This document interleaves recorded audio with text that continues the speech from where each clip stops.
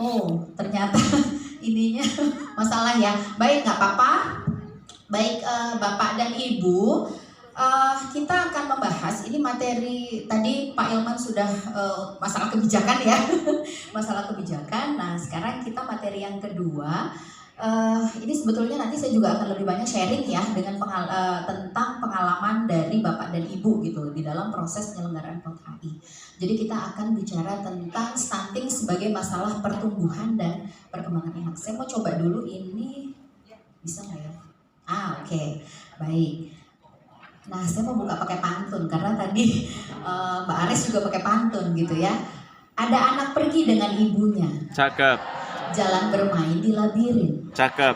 Izinkan saya menyapa semuanya. Selamat sore Bapak Ibu para hadirin. Sore. Oke. Kok nggak muncul lagi? Oke. Boleh Mas diklik aja deh, Mas Dendi. Oke, baik. Bermain labirin seperti teka-teki, membuat bingung saat berlari. Senang sekali berkumpul di sini bersama kita coaching klinik PAUD HI. Oke. Baik. Tadi sudah diperkenalkan Bapak dan Ibu, ini nama saya Azizah Muiz. Jadi kalau nanti kita ketemu ya, Bapak dan Ibu bisa memanggil saya Azizah gitu ya. Saya adalah dosen di pendidikan guru pendidikan anak usia dini dan ibu dari 3 orang anak. Jadi anak saya masih punya 1 anak, kalau pakai teori keilmuan gitu ya, anak saya masih di SD kelas awal tuh sebetulnya juga masih anak usia dini. Jadi anak saya yang ketiga itu masih kelas 2 SD.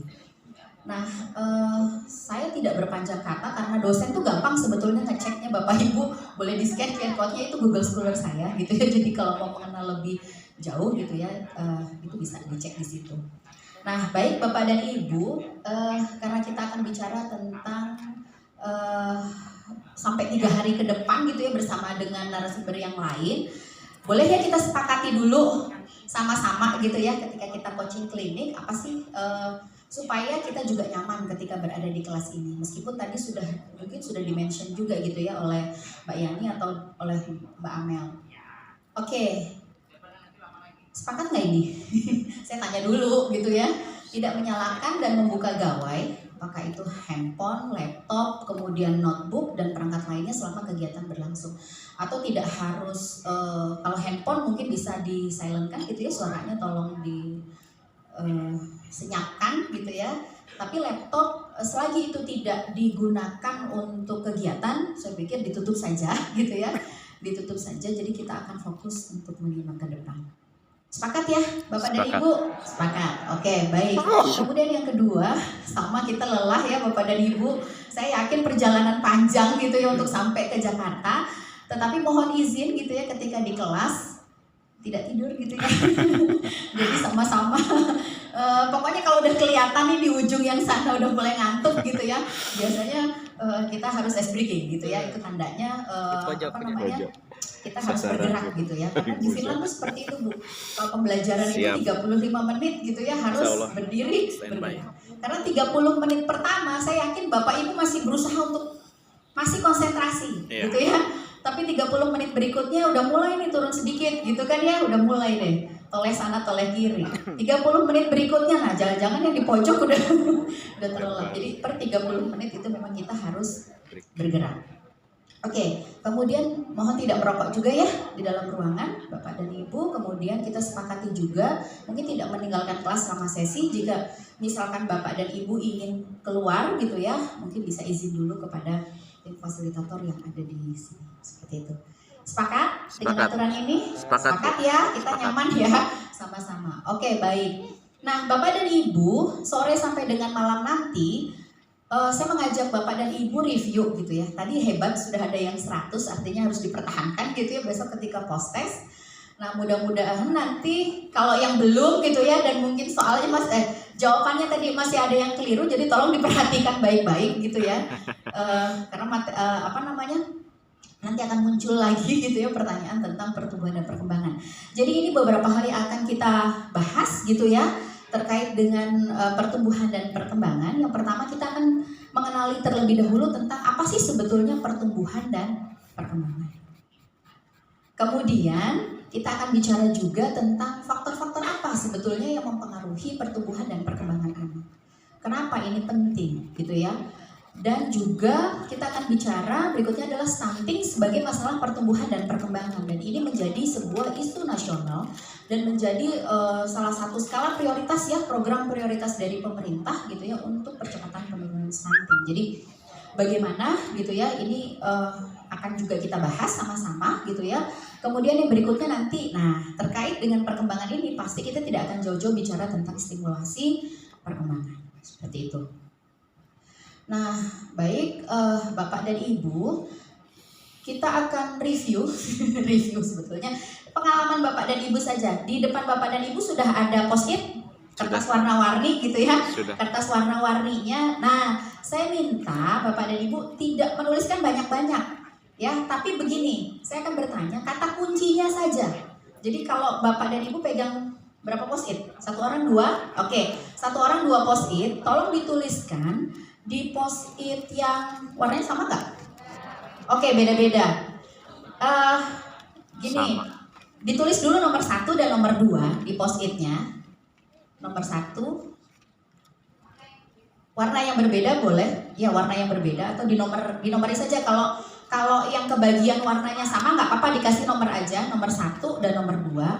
Nah, tolong di yang nomor 1 Ibu mengisi kata kunci. Jadi bukan menulis definisi, tapi cukup kata kuncinya yang Ibu ingat tentang pertumbuhan. Ya, kata kunci. Kata kunci itu bisa satu, boleh satu kata kunci atau dua kata kunci atau 3 kata kunci. Jadi bukan kalimat ya, cukup kata saja. Tuliskan di post-it yang pertama. Ya, post-it yang pertama. Pertumbuhan, apa yang Bapak dan Ibu ingat gitu ya tentang pertumbuhan. Jadi bukan kalimat tapi kata. Ketemu berapa kata? Ada yang 2 kata, 3 kata, 2 kata, 4 kata, ada yang 5 kata. Oke, baik, sudah? Sudah. Kalau sudah simpan dulu. Sekarang ambil post-it yang kedua. Oke, ambil post-it yang kedua. Tuliskan kata kunci yang berkaitan dengan perkembangan. Jadi yang Ibu Bapak pahami tentang perkembangan itu apa? Tuliskan kata kuncinya di post-it yang kedua.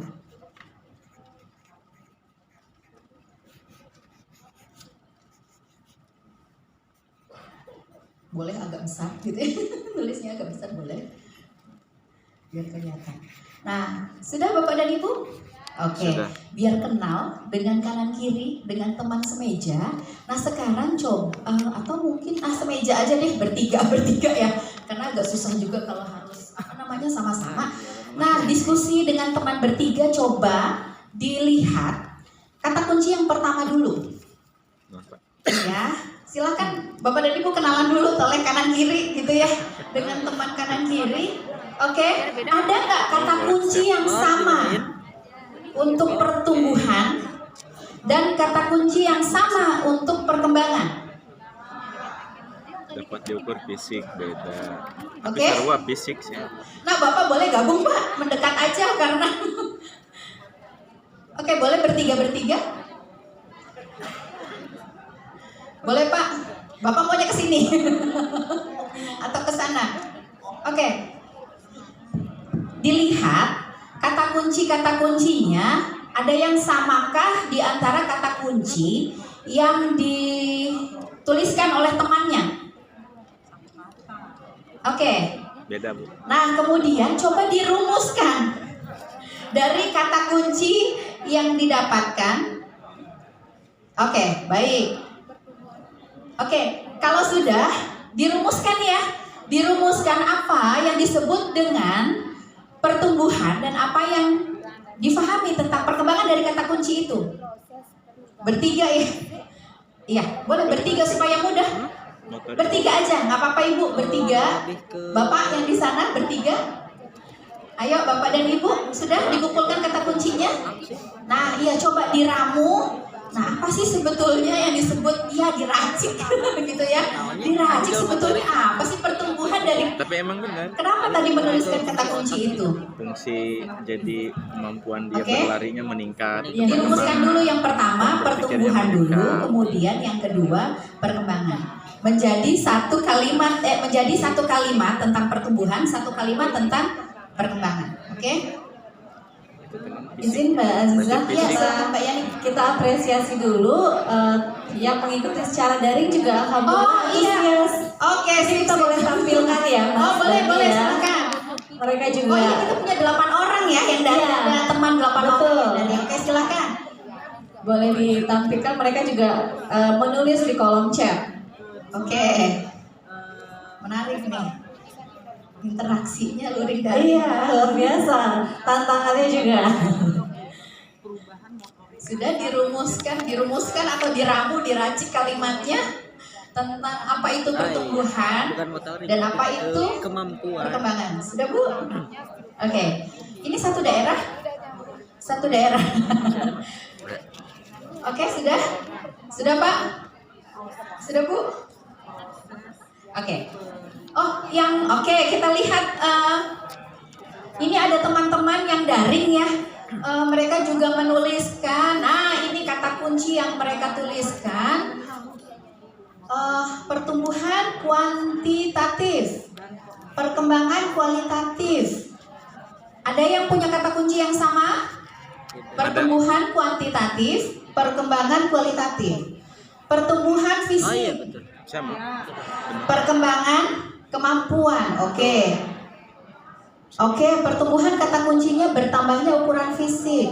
Tuh. Perkembangan bertambahnya kualitas. Pertumbuhan bertambah kuantitas. Oke. Tuh. Baik. Saya ingin tahu, Bapak dan Ibu kan sudah nih, kata kuncinya sudah dirumuskan jadi satu Iya.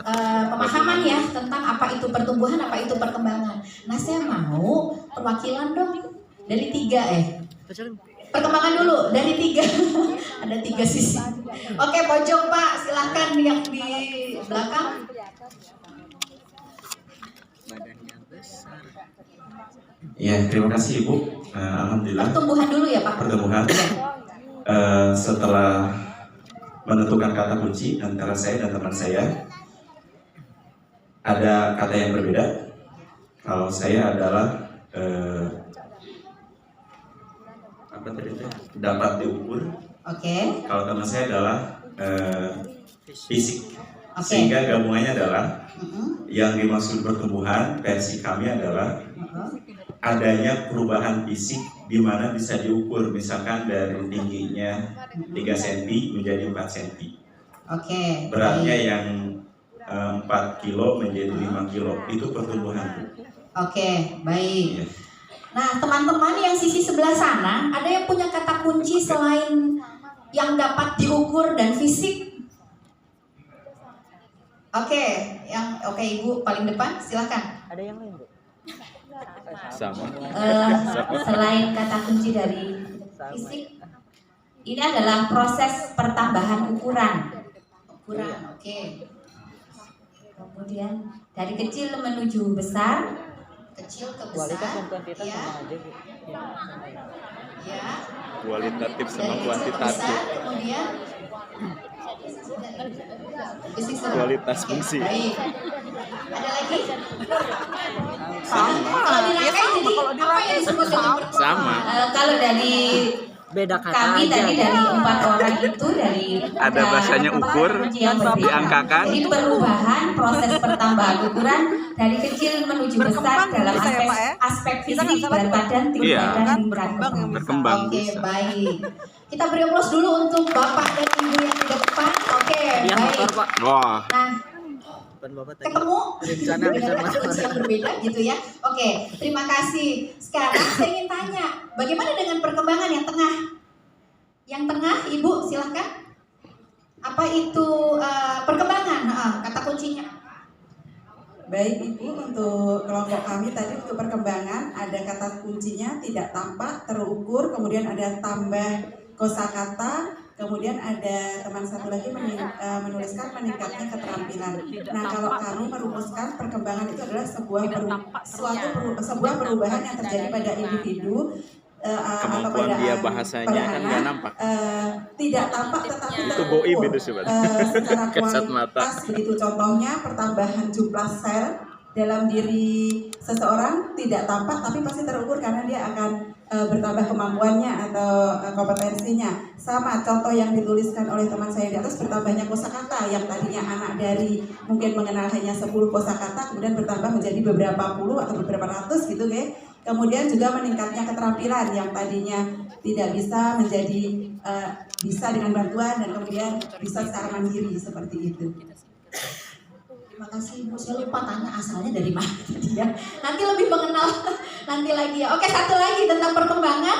Oke, saya kasih kesempatan. Oke, yang sebelah sini Ibu yang pakai jilbab ya, dusty pink yang belakang. Ya, silakan.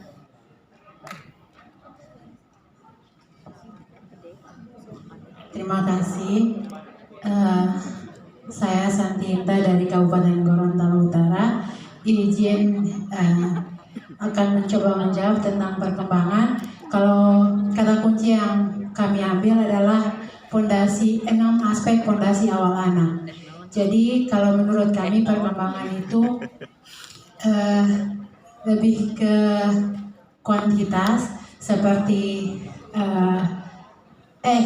kualitas. Dibaca kembali. Ya, Iya. Oke, kualitas. Kualitas itu tidak dapat dilihat tapi bisa diukur seperti sikap, moral, kognitif, bahasa, dan emosional. Oke, terima kasih Bu. Itu dari kami. Oke, baik. Beri aplaus untuk dua teman kita, Bapak dan Ibu. Iya. Kantoran bari ngalangku. Baik. Oh, kita lihat ada jawabankah dari teman yang daring untuk rumusan apa itu pertumbuhan dan apa itu perkembangan? Nggak ada lagi ya? Ini aja Ada Mas. sangar ketinggalan. Bagus dia. Suaranya hilang lagi. Oh iya. Oke, baik, ditutup aja Mas. Nanti ya teman-teman daring, mudah-mudahan suara saya tetap terdengar. Oke. Baik, Bapak dan Ibu, saya berharap mudah-mudahan tadi soal tentang pertumbuhan dan perkembangan benar semua. Benar ya tadi ya? Iya, jadi tinggal review gitu kan ya. Ya, jadi Bapak dan Ibu, terima kasih tadi dengan menggunakan kata kunci sebetulnya kita berusaha untuk merecall ya, memanggil kembali, kita mengingat-ingat apa sih sebetulnya disebut dengan pertumbuhan dan perkembangan.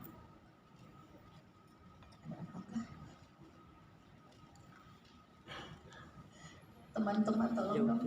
Ya, kita akan bahas. Jadi apa sih sebetulnya perbedaan gitu ya dan persamaan dari pertumbuhan dan perkembangan? Karena ini sangat konsep sekali. Nah, jadi Bapak dan Ibu, pertumbuhan. Nah, tadi kan Bapak dan Ibu menggunakan kata kunci ukuran gitu ya. Kemudian yang disebut dengan pertumbuhan itu terkait dengan fisik gitu ya. Nah, apa sih sebetulnya disebut dengan pertumbuhan ini? Jadi kita bisa mengatakan bahwa pertumbuhan ini sejatinya merupakan perubahan. Intinya sebetulnya di antara keduanya, baik pertumbuhan maupun perkembangan itu terjadi yang disebut dengan perubahan. Jadi yang namanya perubahan itu adalah sebuah keniscayaan gitu ya. Tidak ada manusia yang tidak berubah. Semua pasti berubah. Kita pun berubah. Gitu kan ya, kita juga berubah dan selalu seperti itu. Nah, bagaimana dengan pertumbuhan gitu ya? Pertumbuhan ini adalah perubahan struktural dan fisiologis di dalam pembentukan seseorang secara jasmaniah dari saat masih terbentuk janin melalui periode prenatal di dalam kandungan dan postnatal setelah lahir sampai dengan kedewasaannya. Jadi Bapak dan Ibu, yang namanya proses pertumbuhan itu memang terjadinya perubahan fisiologis.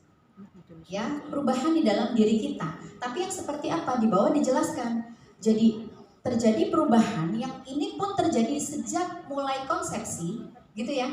Pembuahan itu terjadi sampai dengan menuju kedewasaannya dan itu terjadi sepanjang hayat, gitu kan ya. Sampai dengan mencapai kedewasaan. Itu yang disebut dengan pertumbuhan. Nah, di mana pertumbuhan itu jangan dikira gitu ya, ketika janin proses pembuahan saja kan bisa dilihat ibu hamil gitu ya, perutnya makin lama makin besar, bukan berarti hanya bertambah berat sebetulnya di situ. Ada yang disebut dengan istilahnya adalah bertambahnya ukuran dan jumlah sel serta jaringan interselular. ukuran fisik dan struktur tubuh sebagian atau keseluruhan sehingga dapat diukur dengan satuan panjang dan berat. Tadi kata kuncinya ukuran. Ya, jadi pertumbuhan itu memang bisa diukur. Kita bisa melihat bagaimana perkembangan janin gitu ya, dari mulai hanya zigot gitu ya, menjadi bagaimana dari pekan ke pekan, bahkan menghitungnya itu kita kalau janin ya menghitungnya bukan bulan, tapi menghitungnya adalah bagaimana setiap pekan itu terjadi perubahan. Dan perubahan yang paling cepat, proses pertumbuhan yang paling cepat itu terjadi pada saat fase kehamilan. Ya, fase kehamilan. Dan 1000 hari pertama gitu ya, dalam kehidupan anak itu proses pertumbuhan itu juga terjadi sangat-sangat pesat. Cepat sekali dibandingkan dengan periode-periode yang lain. Jadi anak usia dini ini Bapak dan Ibu kalau kita lihat gitu ya, periodenya dari mulai kelahiran itu adalah prenatal gitu ya, sebelum kelahiran, kemudian infant ketika dia lahir di usia 0 sampai dengan 1 tahun, bayi ya, usia bayi, kemudian di 1 sampai dengan 3 tahun kita mengenalnya dengan istilah toddler. Ini juga perkembangan yang pertumbuhannya itu luar biasa cepat terjadi. Kita lihat misalkan dalam ukuran fisik. Kenapa tadi kita merujuknya adalah kepada aspek fisik? Karena memang aspek fisik itulah yang lebih mudah terlihat, gitu kan ya, lebih mudah terlihat. Padahal sebetulnya ketika aspek fisik ini terjadi, di bagian dalamnya yang tidak kita lihat itu juga terjadi yang namanya proses pertambahan berat, ya, pertambahan selnya juga bertambah. Otak anak ketika bayi itu dilahirkan gitu ya, otaknya itu kan tidak hanya 1/8 gitu ya dari berat tubuhnya, tetapi seiring dengan waktu ketika stimulasi perkembangan itu juga terjadi gitu ya, orang tua meninabobokan, menimang anak dan sebagainya, itu terjadi yang namanya sel saraf otak itu juga bertambah jumlahnya. Nah, pertambahan jumlah di otak itulah itu juga yang disebut dengan pertumbuhan. Ya, jadi pertumbuhan itu terjadi juga di bagian dalam yang tidak terlihat gitu, itu terjadi. Gigi anak ya, makin lama itu kan makin juga, iya, makin bertambah gitu kan ya, sehingga nanti dari situ gitu ya, maka akan terjadi proses dia harus belajar gitu ya untuk belajar makan dan sebagainya. Nah, jadi jelas ya Bapak dan Ibu, pertumbuhan ini gitu ya jelas meliputi perubahan terutama pada aspek fisiologis. Jadi benar ya tadi apa yang dikatakan oleh teman-teman bahwa perubahan itu terjadi salah satunya adalah pada aspek fisik, aspek fisiologis. Ya, bayi yang lahir gitu ya berapa kilogram ditimbang, lingkar kepalanya berapa, berat badannya berapa, panjangnya berapa gitu ya. Jadi kalau bayi kita nyebutnya panjang. Begitu anak itu sudah bisa berdiri, itu kita nyebutnya nggak panjang. Saya pernah diprotes anak saya dulu. Anak bunda panjang banget. Bunda aku nih nggak panjang katanya, aku tinggi sekarang. Bunda salah bicaranya. Jadi kalau sudah bisa berdiri gitu ya kita menyebutnya berapa tinggi. Nah, perubahan dalam ukuran yang menghasilkan pertumbuhan sel atau peningkatan hubungan antar sel. Tadi ya Bu ya contohnya. Kemudian juga bagaimana misalkan organ pencernaan gitu ya makin lama itu makin berkembang juga sehingga gitu ya ini juga akan melatih mereka untuk belajar. Dan sifatnya adalah kuantitatif. Kuantitatif artinya bisa dihitung ya tadi dengan satuan ukuran panjang, berat dan sebagainya. Jadi ini yang disebut dengan pertumbuhan. Nah, kemudian yang berikutnya apa bedanya dengan perkembangan? Perkembangan juga merupakan perubahan, gitu ya. Perkembangan itu juga merupakan perubahan di sini terkait dengan bertambahnya kemampuan. Tadi yang menuliskan kata kunci kemampuan, iya. Perkembangan itu sangat berkaitan erat dengan kemampuan dalam struktur dan fungsi tubuh yang lebih kompleks, dalam pola yang teratur dan dapat diramalkan sebagai hasil dari pengalaman belajar dan proses pematangan. Jadi di dalam perkembangan ini orientasinya adalah kemampuan mental anak, gitu ya, kemampuan mental anak berkaitan dengan bisa kualitatif dan kuantitatif juga, karena gini, seiring dengan pertumbuhan gigi misalkan dalam aspek fisik ya, akhirnya mau tidak mau anak juga akan belajar gitu ya untuk mempelajari satu keterampilan baru, misalkan keterampilan makan gitu ya, yang semula pada awalnya anak itu hanya bisa mengisap puting susu ibunya gitu ya, dengan untuk makanan yang sangat cair. Tapi ketika usia 6 bulan gitu ya, 6 bulan kita sudah mulai bisa berikan makanan pendamping ASI yang sudah lebih padat gitu ya, sampai kemudian dari yang mulai halus sekali gitu ya, sampai di usia 1 tahun, 1,5 tahun dia sudah bisa untuk makan dengan menu seperti kita orang dewasa, seperti itu. Nah, dan di dalam proses perkembangan ini berkelanjutan sepanjang hayat. Di dalam perkembangan ini dikatakan bahwa gitu ya, perkembangan awal lebih kritis dibandingkan dengan perkembangan selanjutnya. Kenapa ya, Bapak dan Ibu? Kenapa perkembangan awal itu dikatakan lebih kritis dibandingkan dengan perkembangan selanjutnya? Dasar, fondasi sih.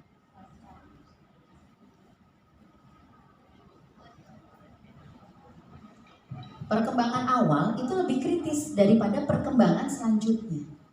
Bapak dan Ibu, ketika dilahirkan, kondisi anak ini kan dia butuh apa? Adaptasi ya. Masih beradaptasi dengan kondisi kalau di rahim ibu itu kan kondisinya apa? Nyaman.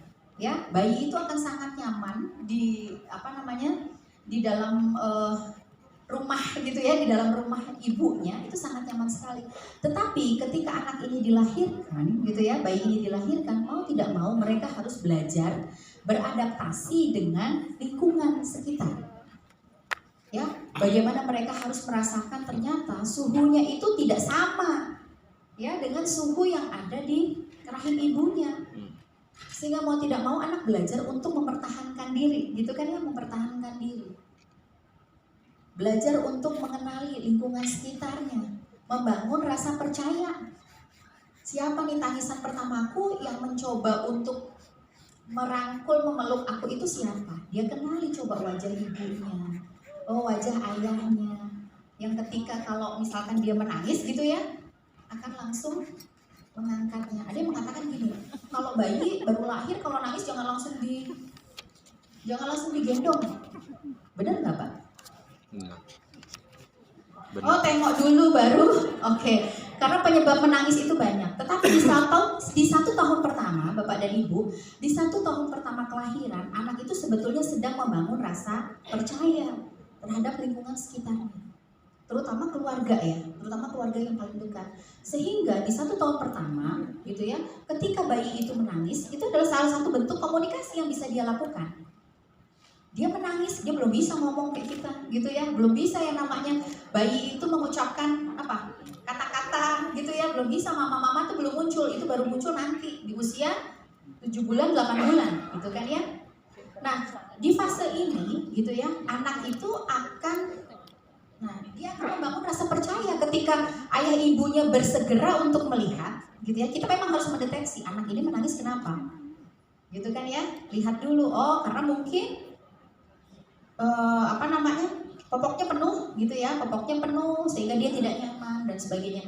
Tetapi harus segera kebutuhannya itu dipenuhi. Ya, terutama di 1 tahun pertama. Karena ini akan membangun bonding ya, ikatan yang kuat antara ibu, terutama ibu ya, ibu dengan bayinya. Jangan dikira ketika menimang ya, atau stimulasi ya, kalau kita yang muslim kan gitu ya, azan dan iqomah gitu ya, itu adalah stimulasi sebetulnya untuk bahasa, mendeteksi gitu ya, ada suara loh yang akan dikenali oleh anak gitu ya, untuk kemudian oh ini adalah suara ayahku, aku ternyata sudah tidak lagi di rahim ibuku gitu, tapi aku sudah ada di dunia ini. Dia mengenali itu ya. Jadi pertumbuhan dan perkembangan Bapak dan Ibu ini adalah 2 hal yang tidak bisa dipisahkan satu sama lain. Ya, ini pasti akan selalu berkaitan, sehingga pasti kita akan mengaitkan ya gitu ya, dua kata ini gitu ya menjadi satu kesatuan, karena memang 2 hal ini tidak bisa dipisahkan satu sama lain. Oke, berikutnya. Nah, di dalam proses pertumbuhan dan perkembangan anak ini, Bapak dan Ibu, ada juga karakteristik gitu ya, ada karakteristiknya yang mewarnai periode-periode tersebut. Oke. Yang pertama adalah terdapat perbedaan individu dalam perkembangan. Ya. Kita di sini ada 135 orang. dan lebih, atau mungkin ibu dan bapak mengajar di PAUD, ya mengajar di kelas PAUD ketemu anak misalkan satu kelas 20 anak. 20 anak itu sama apa enggak? Beda. Berbeda. Kembar identik sekalipun pasti berbeda. Ya, setiap anak itu unik. Pola pertumbuhan dan perkembangannya itu juga unik, berbeda. Ya, jadi pasti ada yang namanya perbedaan individu di dalam perkembangan. Mau lahirnya itu tanggalnya sama, harinya sama, gitu ya. Ternyata perkembangannya berbeda. Anak saya yang pertama itu dia lahir hanya beda 2 hari dengan sepupunya. Dengan kakak sepupunya beda 2 hari, dengan adik sepupunya juga beda lagi 2 hari berikutnya. Jadi kami tuh bareng-bareng di tahun itu gitu ya, merayakan kelahiran gitu ya. Tapi kita lihat setelah 1 tahun gitu ya, apakah perkembangannya sama? Ini semua laki-laki. Ternyata beda loh. Ada yang 2 sepupunya sudah bisa jalan, anak saya belum bisa jalan. Gitu ya. Tapi dari sisi bahasa ternyata anak saya lebih berisik gitu ya dibandingkan dengan 2 yang lain. Ada yang artinya gitu kita bisa sebetulnya di sini kita bisa melihat gitu ya, wah ada banyak faktor sebetulnya yang mempengaruhi gitu. Tingginya pun gitu ya, ukurannya pun berbeda-beda gitu. Dan sebetulnya kalau pertumbuhan fisik juga nggak bisa kita kemudian mengatakan pertumbuhan fisik itu kenapa tinggi kita gitu ya tidak sama dengan tinggi ayah ditambah tinggi ibu dibagi 2 gitu ya. Tidak bisa juga seperti itu gitu. Meskipun tadi dikatakan pertumbuhan itu adalah bisa diukur gitu ya, tapi nggak kayak gitu juga gitu ya. Pasti akan berbeda-beda gitu ya, kecepatan perkembangannya berbeda-beda. Karena ingat Bapak dan Ibu, dalam pertumbuhan dan perkembangan gitu ya, itu pasti ada yang namanya perbedaan individual. Kemudian yang berikutnya terdapat periode pola perkembangan. Jadi dalam perkembangan itu pasti ada polanya. Ya kan? Ada polanya yang bisa diramalkan sebetulnya.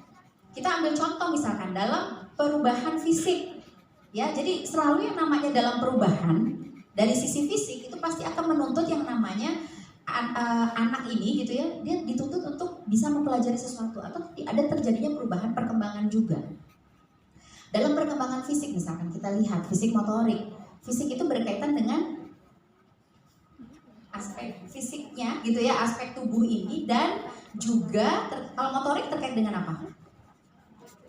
Motorik ini terkait dengan gerakan ya Bapak dan Ibu, ada motorik kasar maupun motorik halus. Kalau motorik kasar berkaitan dengan koordinasi otot-otot besar gitu ya untuk berlari, berjalan, melompat gitu ya.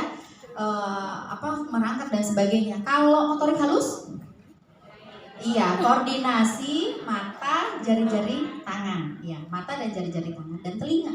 Itu juga sebetulnya telinga ini bagian dari sensori integrasi ya, jadi juga sangat mempengaruhi bagaimana anak itu bergerak secara motorik.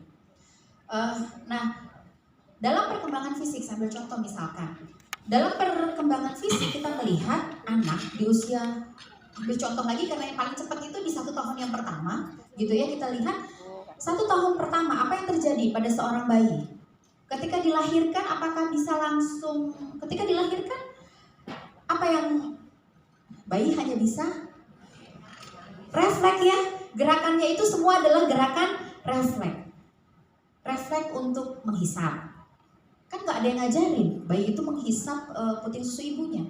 Program imunisasi inisiasi menyusu dini gitu ya, bagaimana bayi itu mencoba untuk mencari puting susu ibunya itu secara natural, refleks dilakukan oleh anak dan kemudian dia menghisap. Kemudian ini bapak-bapak mohon maaf ya kita belajar ilmiah nih baru hari pertama Pak. Ya seru. Itu refleks yang pertama. Kemudian refleks apa lagi yang terjadi pada bayi? Pegang mama. Apalagi refleks yang ibu bapak ketahui dari bayi, pernah ketika anaknya lahir atau mengamati bayi ini bukan bapaknya. Kaki, apa yang terjadi dengan kaki?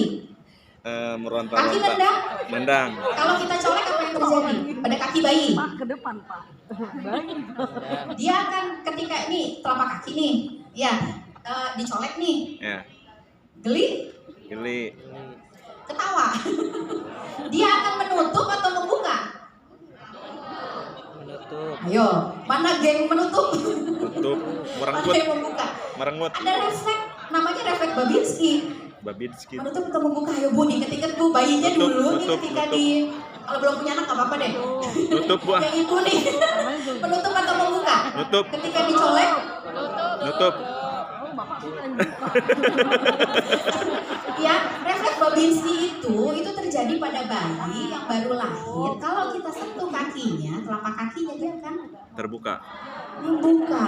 Bukanya gimana Pak? Ya, Kayak gimana itu bukanya? refleks, bukan karena Apanya yang bukan? bukan. Jadi bayi itu belum bisa merasakan. Sama halnya seperti misalkan begini, ibu dan bapak besuk nih, ya bayi baru lahir kan kita seneng tuh ya. Ada bayi mungkin kadang-kadang senyum. Apakah itu senyum sosial? Bukan. Belum ya. Jadi jangan GR kalau nengokin bayi gitu ya. Bayinya senyum itu Bukan ke bayinya kita itu. Belum senyum sosial, itu masih refleks. Oh, Senyum sosial nanti muncul di 1,5 bulan. 1,5 bulan baru. Ketika bayi baru lahir, senyum itu adalah refleks, gerakan refleks. Ya, ada lagi tadi yang mengatakan bayi itu suka kaget. Ya, kayak kaget Nangis. gitu ya. Nah, itu juga refleks Bapak dan Ibu. Namanya refleks apa? Refleks Moro. Ya, jadi dia terkejut. Kadang-kadang tiba-tiba terkejut seperti itu. Refleks semua. Ya, ada banyak refleks. Kita juga punya refleks yang tidak bisa kita hitung ya. Seperti kita mengedipkan mata itu kan refleks. Betapa sulitnya hidup kita kalau kita harus menghitung, mengedip. apa namanya? Kedipan Kedipan mata. Oke, bicara tentang tadi pola perkembangan, ya pola perkembangan. Bayi itu kan ketika dilahirkan dia masih telentang, Oke. ya, Ya. masih apa? Saya menyebutnya apa? Masih seperti ini ya, Ya. telentang. Kalau kata suami saya, hati-hati telentang nanti mati katanya. Nelentang, kalau dia bilang nelentang, telentang gitu ya. Kemudian kapan bayi itu mulai? Tengkurap. Setelah apa namanya telentang, perkembangan apa lagi yang terjadi? Perkembangan apa lagi yang terjadi pada bayi? Langsung Samping, miring. samping. Apa dulu yang harus kita deteksi Miring, dalam miring. perkembangan? Perubahan yang terjadi apa lagi? Miring-miring. Langsung ke badan. Enggak. Perkembangan itu dari mana dulu mulainya? Oh. Dari Nah, kepala, ini kepala. prinsip perkembangan, ya. Perkembangan itu pasti dimulai dari kepala, pundak, lutut, kaki, kepala, bagian atas ya, Iya. ke tengah sampai ke Bawah. ke kaki sampai ujung-ujungnya. Makanya Dan kepala. juga perkembangan ini dua prinsipnya, dari tengah sumbu tubuh ke ujung jari-jarinya. Oh. Jadi kalau kita mendeteksi bayi gitu ya baru lahir tadi kan telentang. Yang kemudian harus kita lihat dulu berarti langsung badan? Enggak, kepala dulu. Lihat kepalanya. 1 bulan kita angkat kalau mandiin nih kan pin ya kalau mandiin kepalanya ngangkat nih. Oh. Kalau bayi ketika dimandikan masih kepalanya itu tidak bisa seperti ini pada usia 1 bulan hati-hati gitu ya indikasi. Jadi dia akan mengangkat kepalanya. Berarti terjadi proses perkembangan di situ. Baru kalau sudah dia bisa mengangkat kepala 3 bulan kita akan bisa melihat bayi coba. Nah dia akan coba tengkurap, ya kan? Ke samping dulu gitu ya, terus langsung blek gitu ya. Kapan kemudian setelah tengkurap berapa bulan Bu kemudian bayi itu bisa Merangkak. dari tengkurap balik dong gitu kan ya, kembalikin badan dulu gitu ya, baru kemudian dia belajar untuk Duduk. duduk Merangkak. ya. Kemudian yang berikutnya apalagi dia belajar untuk Merangkak. langsung merangkak enggak, apa dulu? Nyesot. Merayap dulu, beda ya, merayap dengan merangkak. Kalau Merayap. merangkak itu sudah pakai tumpuan tangan dan kaki. Kalau merayap, ya dengan dada. Itu 7 bulan biasa, 6 bulan ya merayap. 7 bulan dia mulai merangkak. Ya. Merangkak ini juga fase ya, kan udah tuh sini. Kemudian berikutnya, baru deh mulai kaki ya, kematangan terjadi di kaki. Jadi mulai anak berdiri gitu ya, tapi dengan berpegangan. Jadi hati-hati gitu ya, kalau ini ada polanya. Jadi orang tua kadang maunya instan. Anak dikasih apa Bapak dan Ibu? Baby walker. Ya, di usia 5 bulan udah dikasih baby walker supaya bisa cepat Berjalan. Oh iya. Padahal yang namanya perkembangan itu ada polanya. Kalau dia belum siap, belum matang gitu ya sel-sel sarafnya untuk melakukan satu tugas perkembangan tertentu, hati-hati gitu. Justru itu berdampak tidak baik terhadap perkembangan itu sendiri. Jadi tunggu dulu baby walker nanti kalau mau ngasih, kalau anak itu memang sudah bisa menopang kakinya. Ya udah rambatan 9 bulan, 10 bulan tuh udah mulai. Bayi itu bisa. Nah ada polanya kan Bapak dan Ibu? Iya. Sehingga kalau bayi tidak merangkak, hati-hati juga gitu ya, jangan bangga. Bagaimanapun yang namanya merangkak itu adalah fase yang memang harus dilewati. Ya jadi itu pola. Kalau bahasa kerennya itu namanya cephalocaudal. Jadi dimulai dari kepala, tengah badan gitu ya sampai ke ujung jari kaki. Sama seperti halnya nih motorik halus ya, perkembangan motorik halus. Kenapa anak TK, Bapak dan Ibu, ya ketemu nih mungkin usia 3 tahun, 4 tahun. Kenapa anak itu masih suka coret-coret dinding? Rumah saya aja masih, anak saya sekarang yang udah kelas 2 SD senyum-senyum dia ngeliat rumah. Karena sengaja saya belum mau cek, sampai dia betul-betul paham gitu ya, sampai dia menyadari bahwa oh ini dulu adalah hasil karya saya. Jadi rumah saya udah berapa tahun nih nggak saya cek gitu ya, sengaja. Jadi sampai kemarin itu dia suka lagu gitu ya, sampai ditulis di apa namanya di dinding.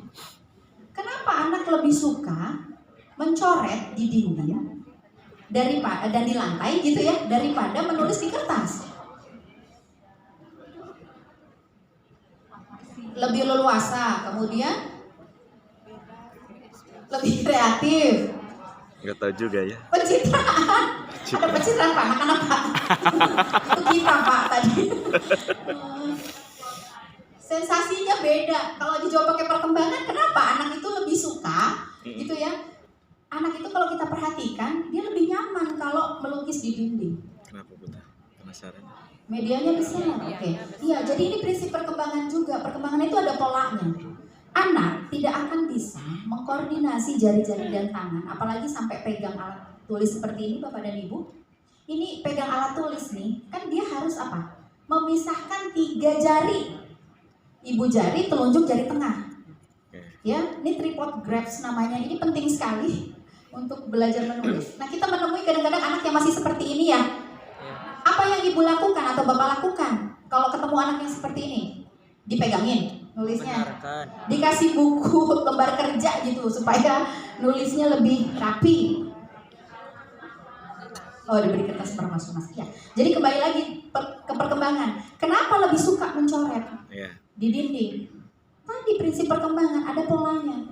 Jadi yang namanya koordinasi jari-jari tangan dan ini ya jari-jari tangan, genggaman dan sebagainya di jari-jari tangan tidak akan berkembang dengan matang sebelum yang bagian tengahnya ini matang, sel sarafnya matang. Makanya tadi kita sih meremas kertas, main ublek, main adonan, main plastisin gitu ya. Tapi ini juga tidak akan berkembang sebelum bagian lengan bawah, lengan atas dan bahunya itu berkembang dengan sempurna. Kenapa anak 2 tahun itu kalau pegang, dia tahu nih spidol gitu ya, pensil itu untuk menulis, tapi menulisnya itu di dinding. Kenapa lebih suka seperti itu? Karena proses gerakannya yang masih dia masih sepenuh genggaman ini, sepenuh bahunya. Karena memang yang berkembang matang pada saat itu adalah bagian bahu. Jadi kalau Bapak dan Ibu gitu ya, kenapa kita harus menyiapkan main pun gitu ya, alat main itu di sekolah tetap yang namanya sensori motoriknya gitu ya, itu tetap harus kita berikan. Kenapa nggak langsung pakai kertas yang kecil, langsung pegang alat tulis gitu ya? Karena tadi kita lihat perkembangannya. Jadi kalau ketemu anak-anak yang belum bisa pegang pensil dengan sempurna, pakai tripod grasp seperti ini, jangan dipaksa gitu ya, jangan dipaksa dipegangin, itu tidak menyelesaikan masalah.